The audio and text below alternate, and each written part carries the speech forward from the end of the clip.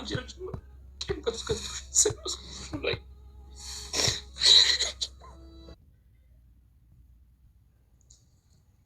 እሺ፣ አሁን ስልኩን ዘጋው። ስልክ የደወለልኝ ስማ፣ ከንግግር ንዴት አናት ላይ እንደወጣ በደንብ ያስታውቃል።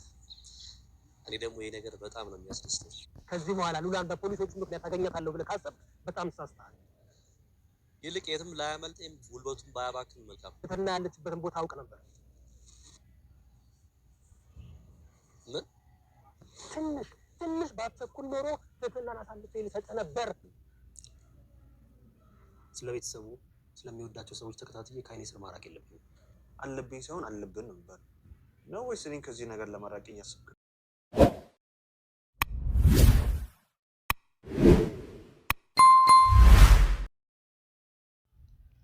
የሞገስና የሉላ ስቃይ እንደቀጠለ ነው። አሁን እንግዲህ በፊት ሞገስ እንደምናውቀው ሀብታም፣ ለብዙ ሰዎች ደራሽ ነበረ። አሁን ግን በጣም ደካማና በስቃይ ውስጥ የሚገኙ ሆኗል ማለት ነው። የሞገስና የሉላ ስቃይም ይብቃ፣ ነፃነታቸውን ያውጁ እንላለን ማለት ነው። ሞገስ ግን ከዚህም በፊት ባለ መኪና ነበረ፣ ባለ ሀብት፣ ባለ ንብረት እኔ ነኝ ያለ ንጥጥ ያለ ሀብታም ነበረ ማለት ነው። እና ነገር ግን መኪናውንም ሸጦ የለው ንብረትም ተይዞበት እንግዲህ ለአመታት አሁን እየተንገላታ ይገኛል ከሉላ ጋር ማለት ነው። አሁን እንግዲህ ሌላ ቀን ስራ ጀምሮ ነበረ። እሱም ጀምሮ እንግዲህ ወደ ላይ ደረጃ ሲወጣ ሲሚንቶ ተደፍቶበት ነበርና ሲሚንቶ ተደፍቶብሃል፣ ስለዚህ አንተ ለዚህ ስራ አትመጥንም፣ እንደውም ገንዘብህም አይሰጥህም በማለት እንግዲህ ደሞዙን በመከልከል ከስራው ሊባረር ችሏል ማለት ነው።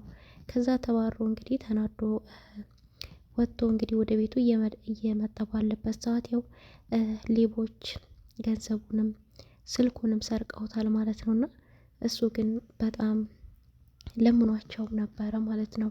እባካችሁ ሚስቴ ምንም አልበላችም፣ እቤት እየጠበቀችኝ ነው፣ እንደው ምግብ እንኳን ምገዛበት እንደው ትንሽ ምግብ ምገዛበት ትንሽ ገንዘብ መልሱልኝ ነበር ያላቸው። እነሱ ግን ስቀውበት ተሳልቀውበት ነበረ ያተታውት ሄዱስ ደብድበውት ማለት ነው። እና ወደ ቤት ሲመለስ ግን ያው ፊቱ ጥቁር ብሎ አዝኖ ተደብድቦ ምናምን ነው ወደ ቤት ተመለሰው። እና ሉላ እንግዲህ ይህን ስታይ በጣም ደንግጣ ነበረ። ምን ሆነ ነው ሞገስ ምን ነካብኝ ብትል እንግዲህ ሌቦች ናቸው ባክሽ፣ ምንም አልሆንኩም፣ ስልኬን ወሰዱብኝ ነበር ያለትና እሷም በቃ አይዞ ብላ አጥናንተ ሳትጨርስ በኪሴ ያለውን ገንዘብ ወሰዱ። ሚስቴ ምሳ አልበላችም፣ እባካችሁ ምሳ ልገዛላት ትንሽ ብር መልሱልኝ ብላቸው ጭራሽ ተሳለቁብኝ፣ ስቀውብኝ ሄዱ ነበር ያላትና እሷም ግን እንኳን ማንተ ደህና ሆንክልኝ፣ ስልኩም ይጥፋ ብሩም ይጥፋ፣ እኔ ደግሞ አራበኝም፣ ምግብ አልፈልግም፣ ምን ነው ይሄ ስራ ቢቀርብህስ ነበር ያለችውና ሉላ እንግዲህ በጣም አዛኝና ሩሩ ሴት ናት። ለሞገስ ያላት ፍቅር በጣም የተለየ ነው ማለት ነው። እሱም እንደዛው። እሷ ግን አይሆንም አንተ ተቀመጥ እኔ ወጥቼ ልስራም እያለች ነበረ። ሞገስ ግን አይሆንም እኔ ያለው አንቺ በፍጹም ወጥተሽ አትሰሪም ነው ያላት ማለት ነውና እንግዲህ ሞገስ ተደብድቦ ጨፈለቅ ተደርጎ ወደ ቤቱ ተመልሷል። ስልኩም ተዘርፏል ማለት ነውና ሌላው ነገር እንግዲህ ዝና የቀረጠውን ቪዲዮ ለፖሊሶች አስረክቧል ማለት ነው። እሱም መድብልን ፍንጭ እንደተሰጠኝ ብሎት ነበረ። ወይ ትህትናን ታስረክበኛለህ፣ ትህትናን ካላስረከብከኝ ሞገስን ለህግ አሳልፌ እሰጠዋለሁ፣ ስለዚህም ደግሞ ጠበቃውን ሲገል ቪዲዮ ቀርጬዋለሁ፣ ያንን ቪዲዮ ለፖሊሶች እሰጣለሁ ነበር ያለው። መድብል ግን አትስጥም፣ ትህትናን የገባችበት ገብቼ ፈልጌ አመጣታለሁ፣ አሁን ግን የት እንዳለች አላውቅም ነበር ያለው። እሱ እንግዲህ በተደጋጋሚ እየደወለ እችን አንድ ፍሬ ንፋስ የሆነች ልጅ መያዝ አቅቶህ ነው የምትቀልድብኝ፣ እየዋሸኸኝ ነው ነበር ያለውና እሱም እንግዲህ ከማን ጋር እንደገጠምክ አታውቅም፣ እኔ እኮ መድብል ላይ እንደማሸንፈ ደግሞ እንዳትረሳ ቢለው እንግዲህ እሱም እሺ እንደዛ ከሆነ ማን እንደሚያሸንፍ እናያለን በማለት እንግዲህ ቀጥታ ቪዲዮ ለፖሊሶች ሰጥቷል ማለት ነው ዝና። ይሄ እዚህ ግን ጥፋቱ የሞገስ ጥፋት አይደለም። ጠበቃውን የላከው እንግዲህ ዝና አስቦበት ሞገስን ወንጀለኛ ለማድረግ ለማሳሰር እሱ ከታሰረ በኋላ ደግሞ ሉላን የራሱ ለማድረግ እየተጠቀመው ሲስተም ነው ማለት ነው። ነገር ግን ሞገስ በፖሊሶች እየተፈለገ ነው። ፎቶ መንገድ ላይ ተለጥፎ ያው ወንጀለኛ እንደሆነ ያው ተበትኗል፣ ሀገር አውቋል ማለት ነው። ይህን የሰማ መድብል ግን ያው በጣም ደንግጧል። እኔ ምን አይነት እማረባ ሰው ነኝ? ለምን የማይሆን ቃላት ተናገርኩት? ዝናን ለምን ትንሽ አልታገስኩትም? ለምን እየተለማመጥኩት ትንሽ አላቆየሁትም? በዙሪያ ያሉ ሰዎች ምንም መሆን የለባቸውም። እኔ ሄጄ በእነሱ ቦታ እኔ ራሴ መታሰር አለብኝ። ሞገስ ምንም መሆን የለበትም እያለ ይገኛል መድብል።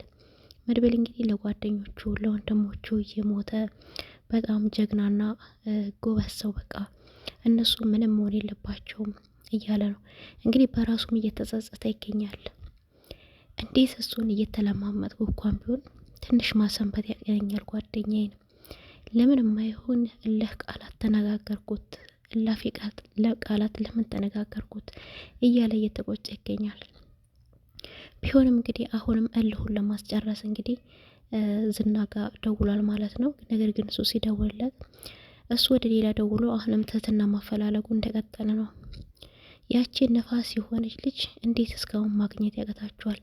እናንተ ስራችሁ ምንድን ነው? እያለ እንግዲህ እሱን ግብረ አበሮችን እየተቆጣ ይገኛል። በዚህ መሀል እንግዲህ መድብል ደውሎ በነገራችን ላይ ቪዲዮን አሳልፈ ሰጥተህ አይደለ ነበር ያለውና፣ አዎ እኔ እኮ ዝና ነኝ አታውቀኝም እንዴ ነበር ያለው። አውቃለሁ፣ እኔም ግን መድብል እንደሆንኩ እንድታውቀኝ ካላወቀኝ ላስተዋውቅ፣ እኔ መድብል ነኝ። ነገር ግን ይኸውልህ አንተ በጣም ተሸውደሃል። ትንሽ ነው የተሳሳትከው፣ ለትንሽ ነው የተሳሳትከው። ትንሽ ቀናት ብትጠብቀኝ ኖሮ ትህትናን በእጅ ካስረከበህ ነበረ። ትህትና ያለችበትን ቦታ አውቃለሁ ነበር ያለውና እሱም አነጋገር ያስታውቃል።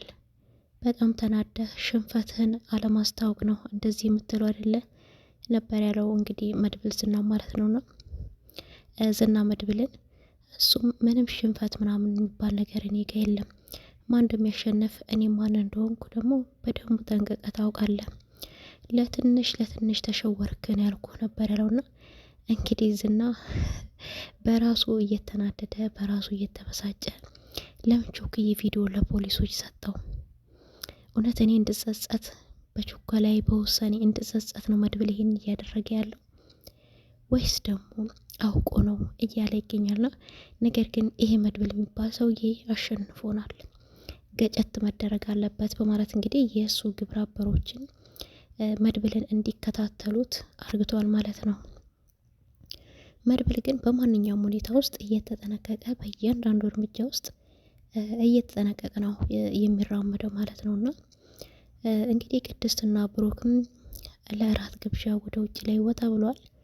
ምን እንደተፈጠረ ምንም የሚያውቁት ነገር የለም።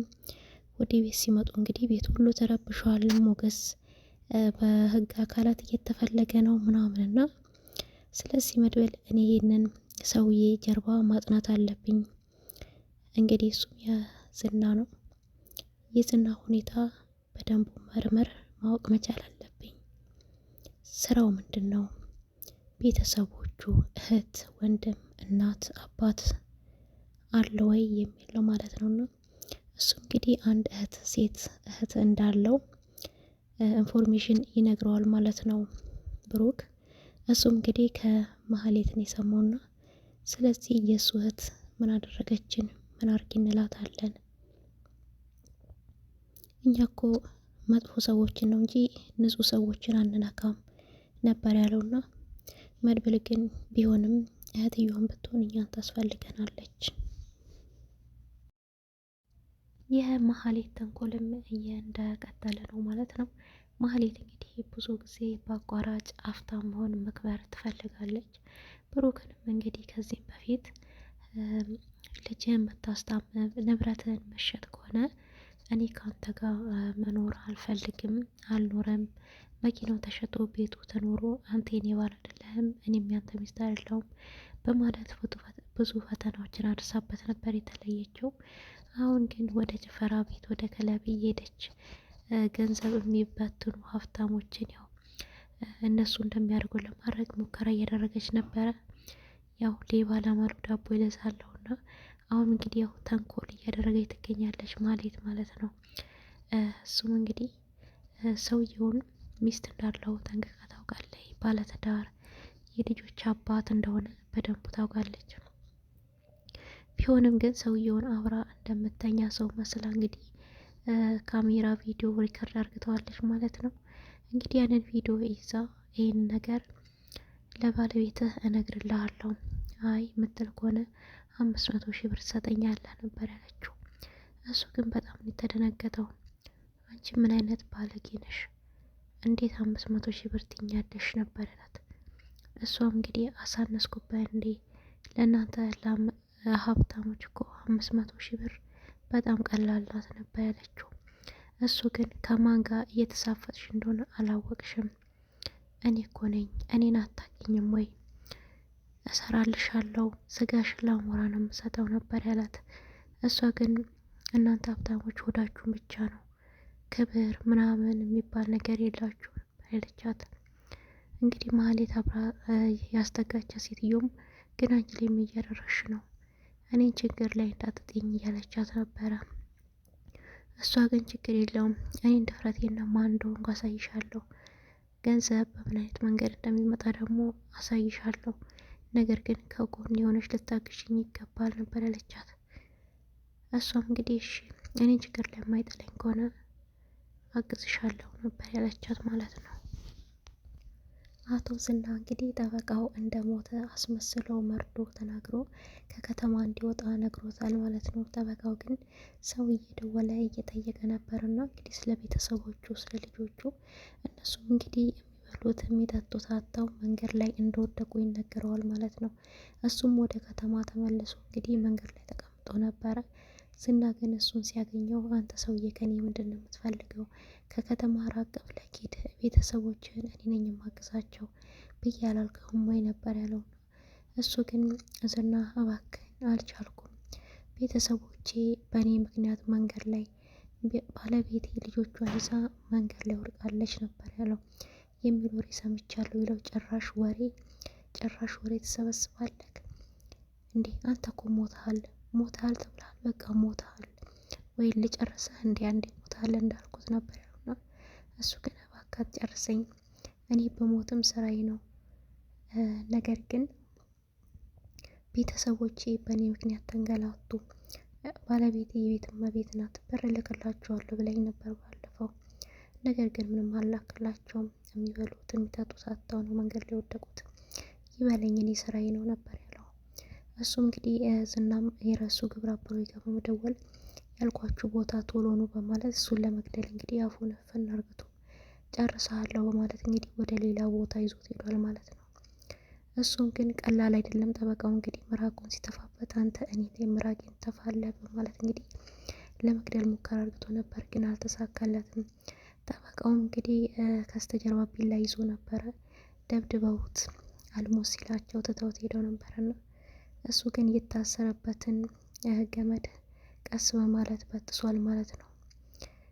እንግዲህ የዝና ግብረ አበር የሆነው ሰውዬ ያው ድምፅ ሳይሰማ ጨርሰው በማለት ዝና ትቶት ሄዶ ማለት ነውና እሱ ግን ምንም እንዳልተፈጠረ ሆኖ ያው እጁን ፈቶ የዝና ግብረ አበር የሆነው ሰውዬ አንገቱን ሲጥ አርግቶ ሊገለው ሲለው በጩቤ ወቅቶ ያው ራሱ እንዲስት አርግቶት ጠበቃው አምልጧል ማለት ነው።